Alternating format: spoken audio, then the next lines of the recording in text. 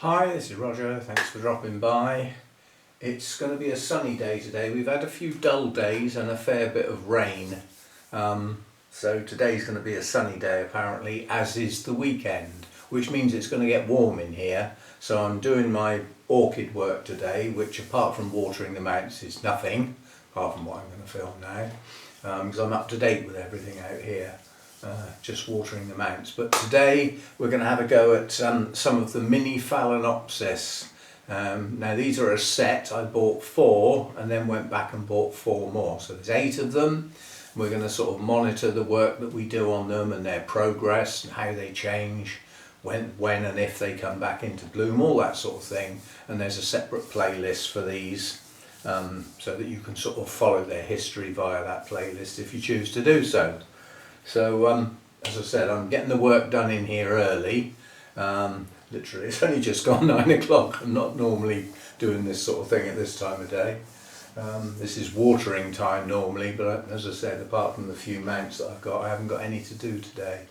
And I don't need to do any watering in the garden because we've had a couple of days of rain. So everything's watered itself out there, so we're okay. So, I'll turn the camera around and we'll have a look at what we're up to on these Mini-Phals. Now out of the 8, I've already repotted 1, and that was to find out what was in the pot in case there was any form of emergency which would then apply to the other 7, which it didn't, so we were okay. That's why they've been left. Now with Phalaenopsis I always go along the lines that if the buds are open, if you want to repot, get on with it. The chances are you may shorten the life of the blooms a small amount, but not by much. And if the repot is important, then I would suggest you get on with it. If it's not important, then wait till it's finished blooming. Because that's the normal time a plant would come back into growth, which means you should get some new roots starting. So it is logical. But if you need a repot because your roots are going over, your media's bad, whatever, staying wet too long, then get on with it, quite honestly. The plant's more important than the blooms. If you look after the plant, the blooms will come again.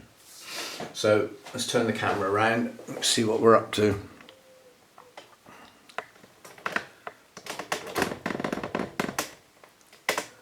I've done the tripod up a bit tight. It kept flopping, so I did the screw up a bit tighter, and now it won't move when I want it to. Somewhere around there you can see the tray. Right, so the first one is this one, and this is the only one that I've repotted. Now these were all, because they have no ID, they're all just Mini-Phals, they were given a letter so that I can identify them in my notes and update work done on them or anything that happens to each individual one. Otherwise they'd have just been Mini-Phal times 8, which wouldn't have been very good. So this is the one we repotted. This is putting on some root growth. Some in the bottom of the pot.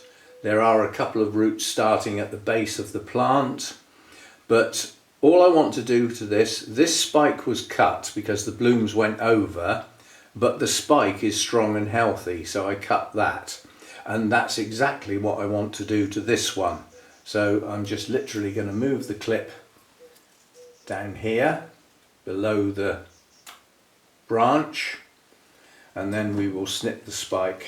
Let's just make sure I've got 2 hands so that I get a nice clean cut. About 1 centimetre above the join. If you do it too close, you often get dieback when you cut a spike. Well, if you do it too close to your branch, it might die back into the base of the branch and then you'll lose it. So, and the other thing, why I bought these out, is we've now got poke in the eye sticks, and I don't like poke in the eye sticks. So we'll take them off. So that's all I'm doing on that one. That one's already been repotted, so all I've done is taken the top of the spikes off to allow the branches to continue to grow. We've got root growth. This is a new leaf. There's another new leaf just starting. It's in active growth, which means it's progressing and it will not be hindered by those 2 branches pushing on their buds. So that's all that's happening to that one. rubbish in here. Right, now these two are both going to get repotted, but we'll get this one out of the way so that we've got one left.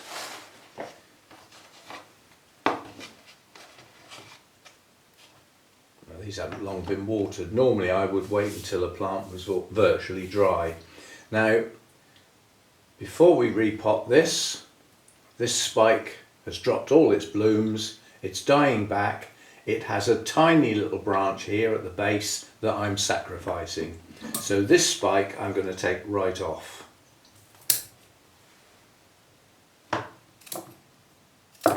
So that's that one, in which case we don't need the stake.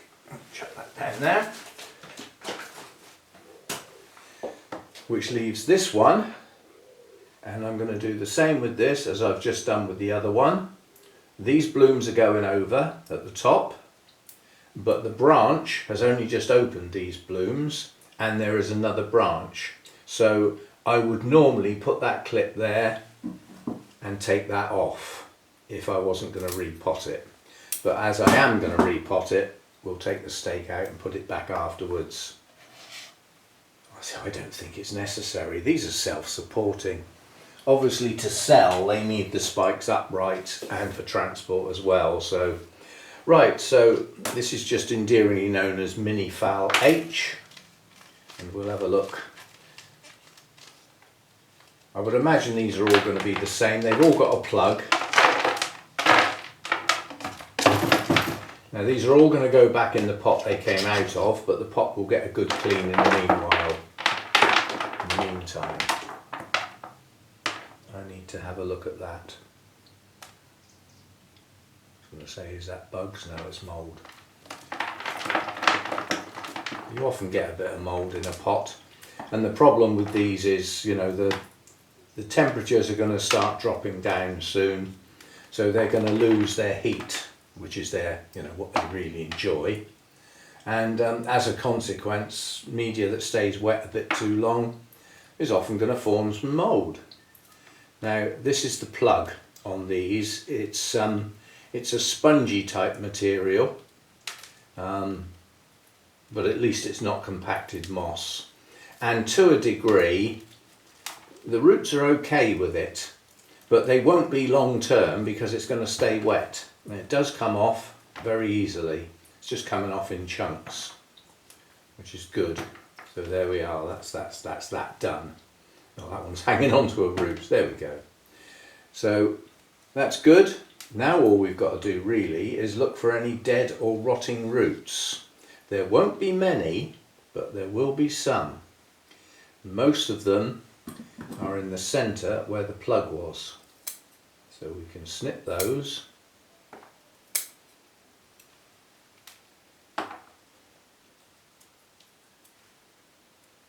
To say there won't be too many, luckily. Then we come down into the longer ones, and a lot of these are broken. Yeah. So that's one we just trimmed. Dead one there. So this is a very good root system for a Phalaenopsis. Very good.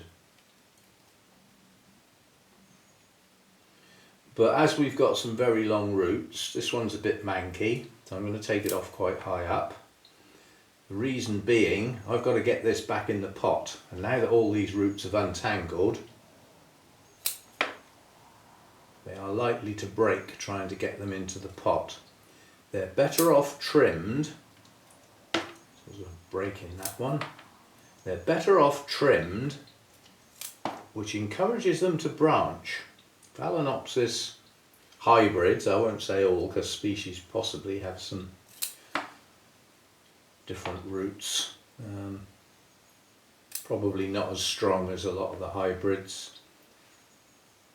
But where there's a break like that, yeah, that root is better off. Too many offs there, and it goes, there's another break up here, so just take it right back. These are all firm, you know, they're not disintegrating like a lot of Phalaenopsis roots might be. So they're all quite good. There's another little one there that needs a trim.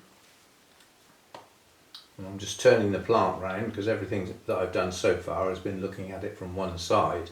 You come round here, you might see something a bit different.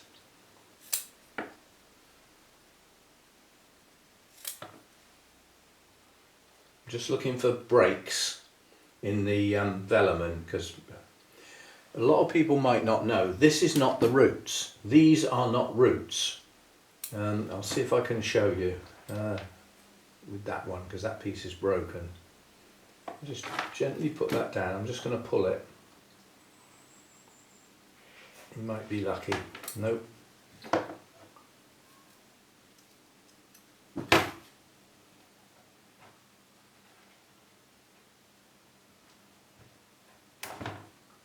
No, oh, I can just about show you. Where I've just pulled the velamen off, if you look inside, yeah, there's a tiny little hair-like filament. That is the actual root. That's the bit that feeds the plant.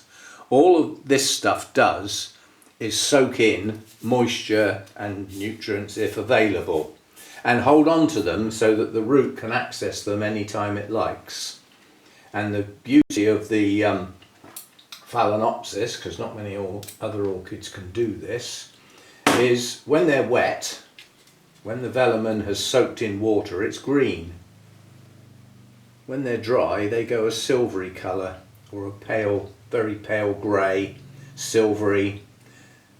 When they get wet, they go green. So your plant tells you when it's running short of water. So when all your roots in your pot are starting to look like this, it's time to water. If they all look like that, it's not time to water. There's more Phalaenopsis are lost through too much water in the pot and the pot staying wet too long than anything else. Cold will do it as well. And too much sun on the leaves, that'll knock them out. So there are other things, but quite honestly, most Phalaenopsis are lost through watering too frequently and the media and therefore the roots never getting a chance to dry out. That's what normally takes them down. So that's that one. Put that one over to one side. As I said, I'll have a clean up and keep the right label with it. And then this one is the same thing really.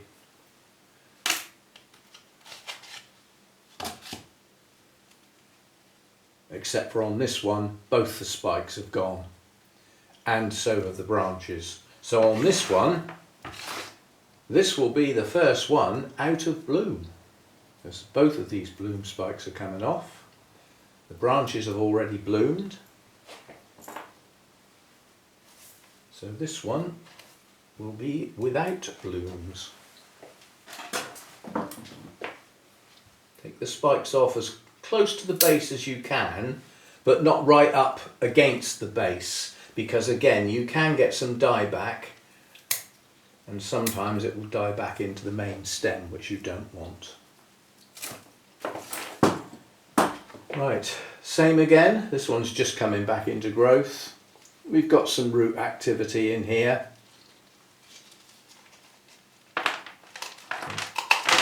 Stuck to the bottom of the pot, the same as the other one was. Some of the roots coming out the bottom of the pot. These are quite good pots, so I'm quite happy for these to go back in again. Right, first job, get the plug out. Just break it into chunks and it should just come out, same as the last one did. It does hold on to some roots, but not too bad. It sort of peels off. It's like a spongy material. But it's better, the compacted moss normally takes the roots down. So if you get one that's come from the, because this is grown in the UK, which is where Double H is, just up the road from me. Whereas the ones that come over from the continent, from sort of the big German mass producers and those in Holland, they tend to have compressed sphagnum moss as a plug. And the roots that have had anything to do with that will probably be dead. So the centre of the plant is normally full of dead roots. So this one has a lot more roots that are not happy, a lot more. So again, you just look for them and take them off.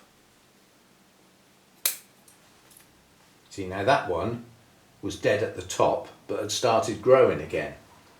That was a mistake. That root should have stayed. That's not looking thoroughly enough. But you can see things like that. That's totally dried up and dead. The end of that one. That one. This one's completely gone.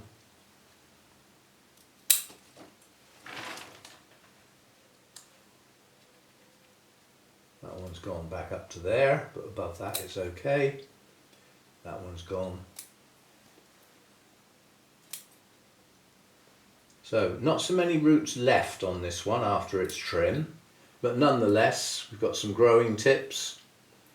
It'll be fine. I repotted Phalaenopsis with a lot less roots than that and they picked up okay. And this one has a good chance to pick up reasonably quickly because it's no longer in bloom. It's no longer trying to produce blooms and open blooms from buds. So it can get on and concentrate on doing its roots, and it's just started a new leaf. There was a few bugs on there, but I've dealt with those. It should pull on now. So there we go, that's that one. So I will go and clean up the pots, clean out my tray, and these are easy repots. They're just going in medium bark, that's it. They are very simplistic to repot Phalaenopsis. So I'll be back. Right, easy repots. Just going steady there. Always push my tray over there so that it's a bit farther from the camera and you get more in, but not a good idea with a bag of bark there, is it? Right, so easiest repots in the world. I haven't got any mixing to do. Just get some of that in there to cover the air cone. Drop the plant in. Hold the plant at the height you want it to be and make sure it's upright if the roots will let you do that. Now I say that because sometimes the plants have been growing over at an angle and the roots have been grown from that plant downwards and they don't like going upright from that position. So centre of the pot as best you can, centre of the pot and upright.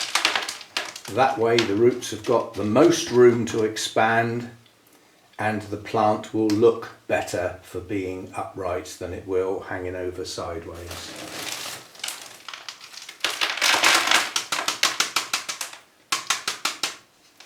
And then obviously what I usually do, well maybe not obvious, but what I do is I tend to put a Phalaenopsis in the pot possibly a bit lower than ultimately I would like, and then once I've got all the media in, if it does look a bit low in the pot, you can just lift it up and the media will drop into all the gaps.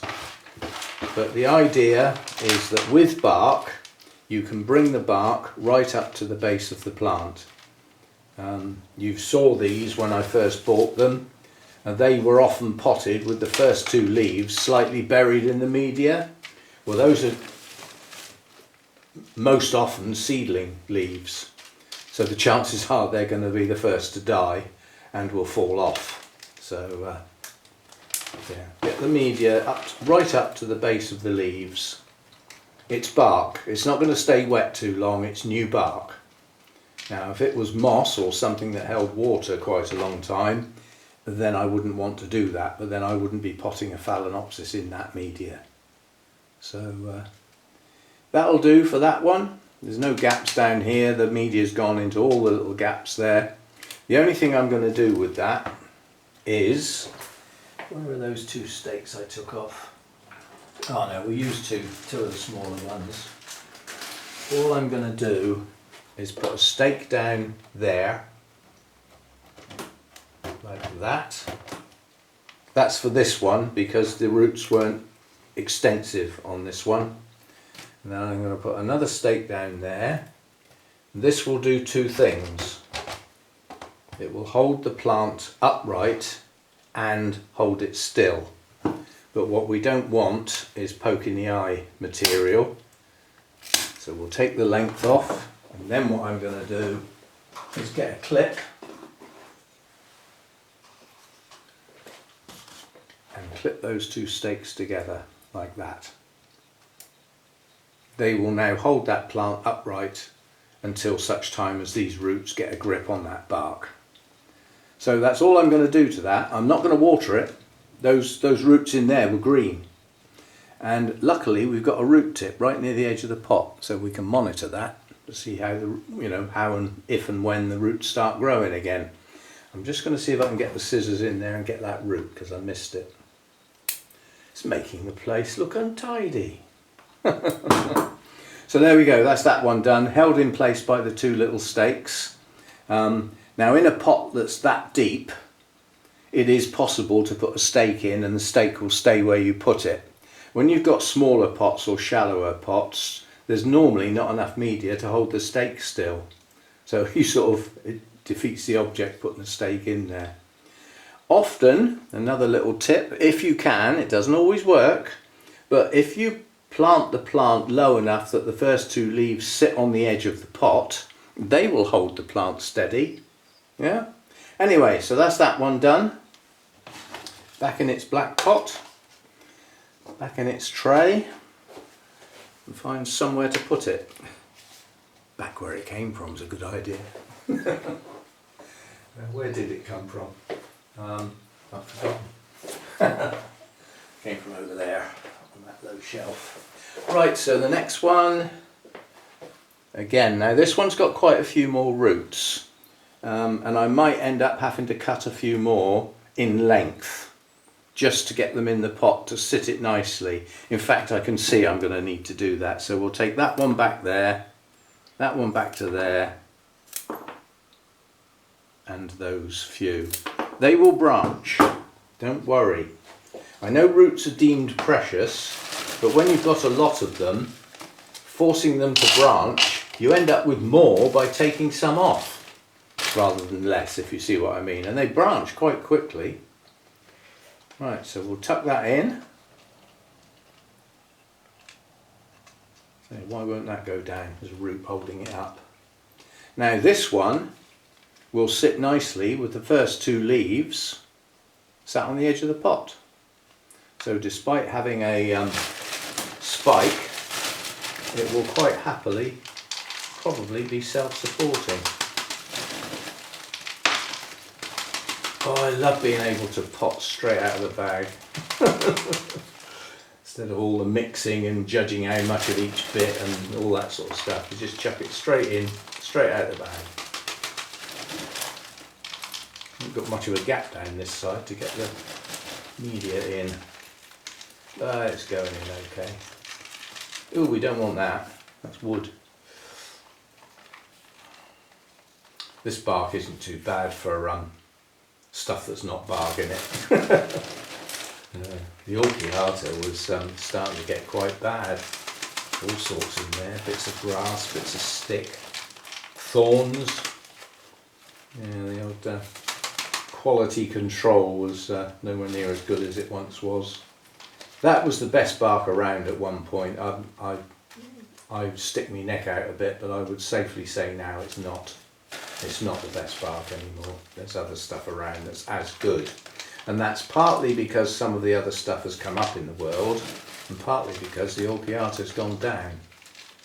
So I would say it's not worth the extra expense anymore. You're better off not spending quite so much money and repotting perhaps a bit more often to keep your media fresh.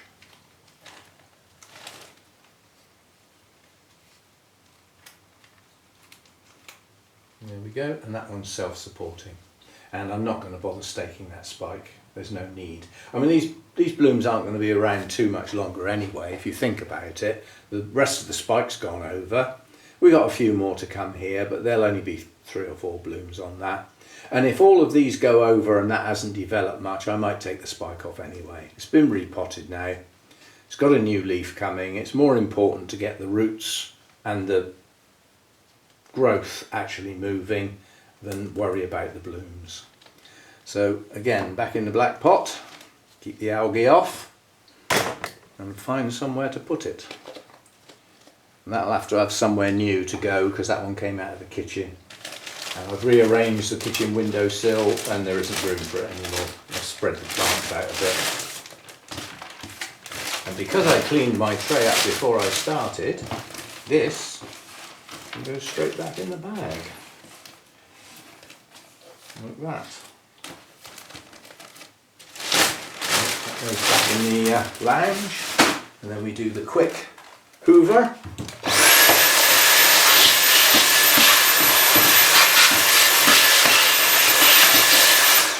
There, the tray's nice and clean for next time, ready to go.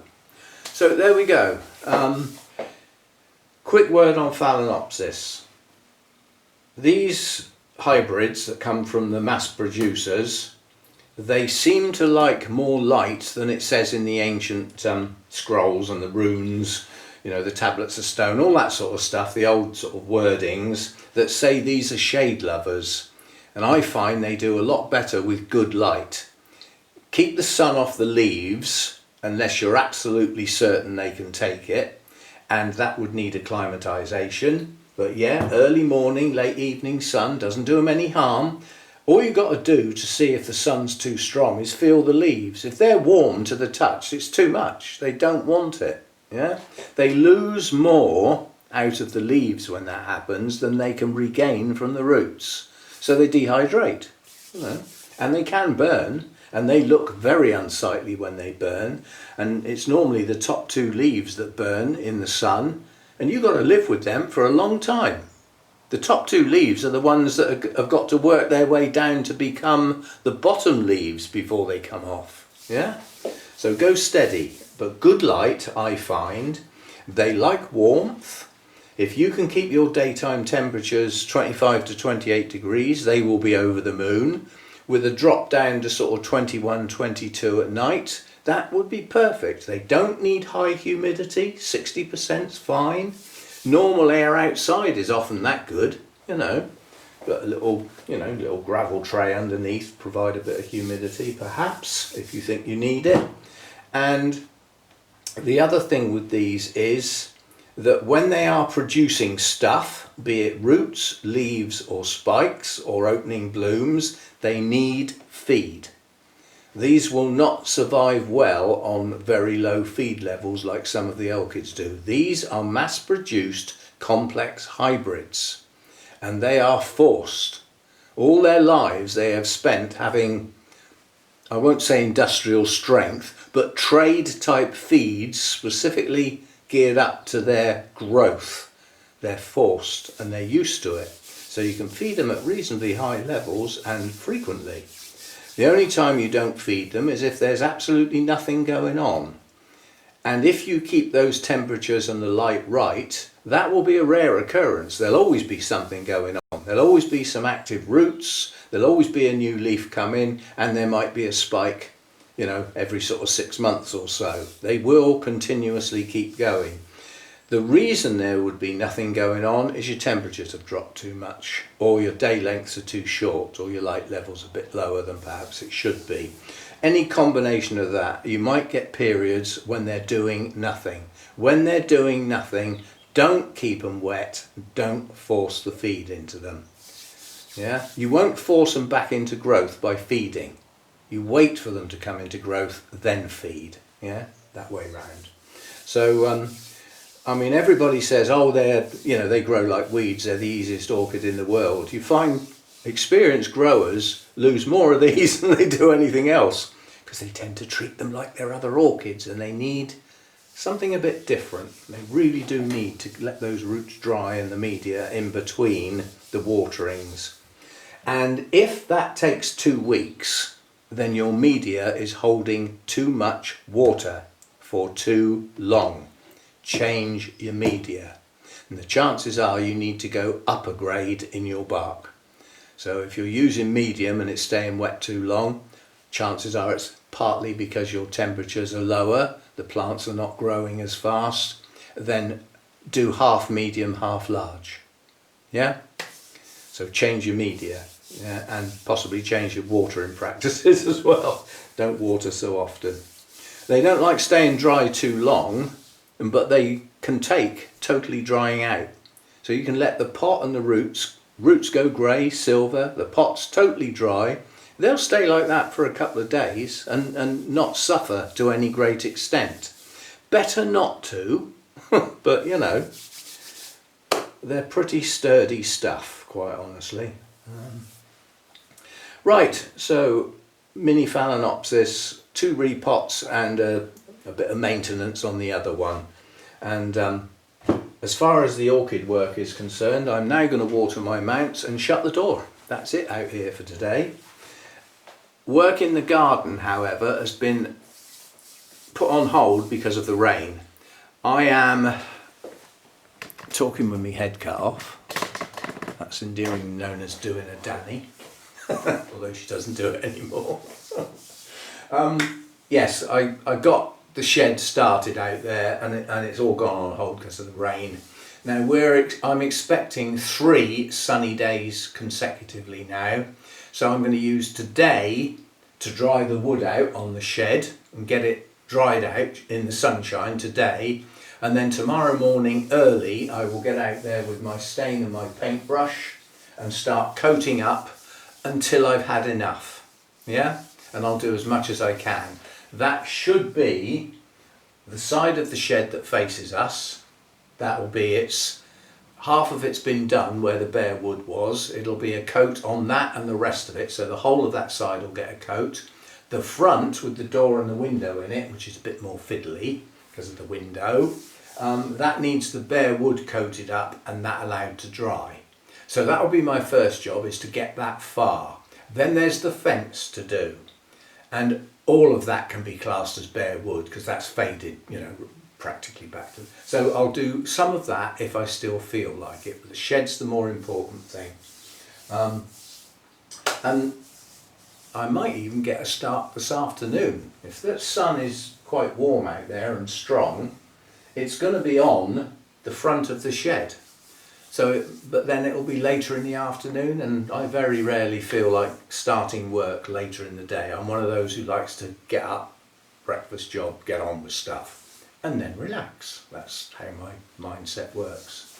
But yeah, we will start on Saturday and give it a good go, and then on Sunday we'll do another good go, and then I will assess how far I've got, what's left to do, and have a look and see what's happening on Monday. But somewhere in there I've still got videos to make, I've still got orchids to look after. Yeah, so it's not all outside stuff. And I'm hoping later today to bring some of the bonsai in here and do a bit of work on those. Perhaps get the moss off the pots because it looks awful. Doesn't do the plants any good either. And perhaps a trim here and there, so I might do a bit of work on the bonsai. I haven't done any work on those for a long time, so we might do a bit on that. If I do, I will film it, and that will be on the other channel, obviously.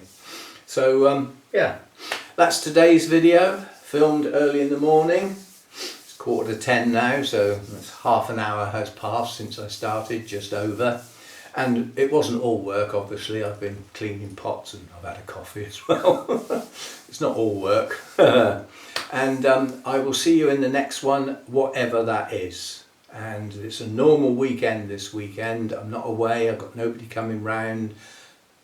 It's a normal weekend, so we will have a proper Sunday chat with something on the end, which might be a spotlight on a genus. We haven't done one of those for a while, but we'll have a proper Sunday chat when we get there. See you next time. Thanks for dropping by. And I'm going to add it on the end of this. Loads of other people do. If you're not subscribed, it would be nice to do so. And this little reminder is to hit that thumbs up. That costs you nothing and you don't have to subscribe to do it, but it does help the channel. It's just there, little picture of one of those. You either tap on it or click on it, depending on your device. Costs you nothing. And if you've watched this to the end, you haven't even used any of your time because you were here anyway. See you next time. Bye for now.